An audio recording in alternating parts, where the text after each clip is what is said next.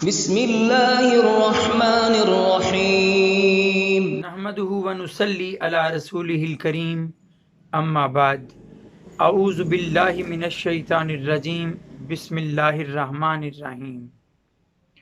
سب دیکھنے اور سننے والوں کو السلام علیکم۔ رب اشرح لی صدری ویسر لی امری واحلل عقدۃ من لسانی یفقہوا قولی۔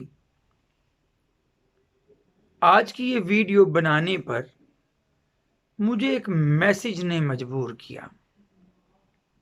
ایک دوست نے واٹس ایپ پر ایک میسج بھیجا اور اس میسج نے مجھے ترغیب دی کہ میں آج آپ کے سامنے یہ ویڈیو بنانے کے لیے بیٹھوں، اور مجھے یقین ہے کہ میرے سب دوست احباب جو میری اس یوٹیوب فیملی کا حصہ ہیں وہ ضرور اس پیغام کو سنیں گے، اس میسج کو سنیں گے، اور پھر وہ بات کو صحیح طرح سمجھنے کے قابل بھی ہوں گے۔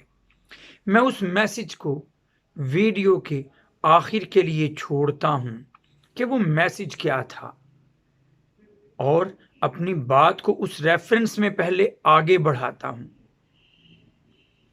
ہم بچپن سے سنتے تھے، ایک محاورہ کہا جاتا تھا، ایک محاورہ بولا جاتا تھا کہ کوئلوں کی دلالی میں منہ کالا۔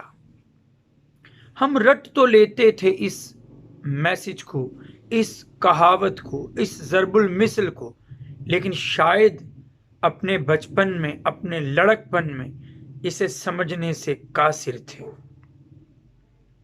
قرآن مجید پڑھا تو سمجھ آئی کہ کیا رمز اس کے اندر چھپی ہے۔ قرآن نے واضح کر کے سامنے رکھ دیا کہ قرآن ہم سے کیا چاہتا ہے، قرآن ہمیں کن لوگوں کے ساتھ دیکھنا چاہتا ہے، اسلام ہمیں کن لوگوں سے دور رہنے کا درس دیتا ہے۔ یہ قرآن پڑھا تو سمجھ آئی۔ پھر جانا کوئلوں کی دلالی میں منہ کالا سے کیا مراد ہے۔ حدیث پڑھی صحیح مسلم کی حدیث نمبر 7 کہ نبی کریم صلی اللہ علیہ وآلہ وسلم فرماتے ہیں کہ بد مذہبوں سے بچو کہ کہیں وہ تمہیں گمراہ نہ کر دیں اور تمہیں کسی فتنے میں نہ ڈال دیں۔ اب یہ بد مذہب کون ہیں وہ لوگ جن سے بچنے کی ہمیں تلقین کی گئی؟ کون ہیں وہ لوگ کہ جن کے ساتھ ہم اٹھیں گے بیٹھیں گے تو وہ بالکل ایسا ہے جیسے کوئلوں کا کاروبار کرتے ہوں، اور دامن بھی کالا ہو جائے، سیاہ ہو جائے، اور ہاتھ بھی سیاہی سے بھر جائیں۔ احادیث کا جب مطالعہ کیا تو سامنے بات آئی کہ مختلف لوگ ہیں جن سے بچنے کی ہمیں اسلام نے تلقین کی ہے۔ کبھی فاسق سے دور رہنے کی تلقین کی جاتی ہے، کبھی اللہ کے نافرمان جو فاسق ہیں ان کے ساتھ ساتھ جھوٹوں سے بچنے کی تلقین کی جاتی ہے، کبھی احمقوں سے دور رہنے کی بات کی جاتی ہے، کبھی بخیل لوگوں سے بچنے کی تلقین سامنے آتی ہے، اور کبھی ان سے دور رہنے کی ہمیں تلقین کی جاتی ہے کہ جو دوسروں سے قطع تعلق کرنے والے ہوں، دوسروں سے ناتا توڑنے والے ہوں۔ نبی کریم صلی اللہ علیہ وآلہ وسلم نے اچھے ساتھیوں اور برے ساتھیوں کی مثال کے ساتھ بھی وضاحت فرمائی ہے۔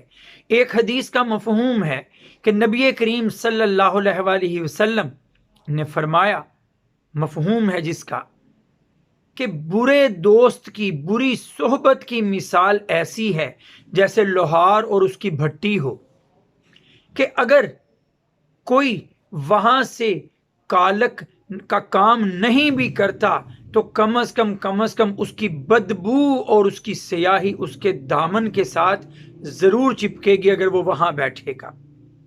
اور اچھے دوست اور اچھی صحبت کی مثال پھول اور خوشبو کی سی ہے کہ پھول بیچنے والے کے پاس آپ بیٹھیں گے تو ہاں آپ پھولوں کو ہاتھ لگائیں یا نہ لگائیں، لیکن پھر بھی آپ اس کے پاس سے خوشبو لے کر ہی اٹھیں گے۔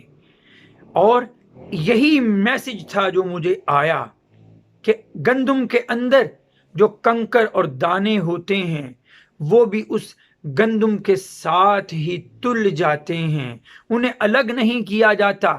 اچھے لوگوں کی صحبت میں بیٹھنا شروع کر دیں، اگر ہم اپنا وتیرہ بنا لیں کہ ہم اچھے لوگوں کے ساتھ ہی اٹھیں بیٹھیں گے تو ہاں ہم اتنے اچھے بنیں یا نہ بنیں، لیکن کم از کم ان کی صحبت ہمیں یہ فائدہ ضرور دے گی کہ ہمیں اچھوں کا ساتھ ملنے کی وجہ سے اچھائی کی طرف راغب ہونے کا جذبہ مل جائے گا۔ اور یہی تو قرآن بھی ہم سے چاہتا ہے۔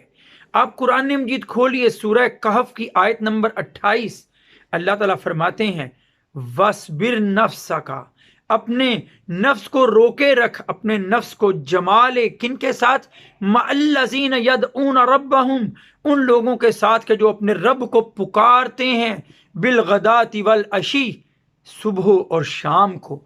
تو جو اللہ کی یاد میں مگن رہیں زبان سے، دل سے اور اپنے عمل سے، خود کو ان کی صحبت میں بٹھا لیجئے کہ a man is known by the company he keeps۔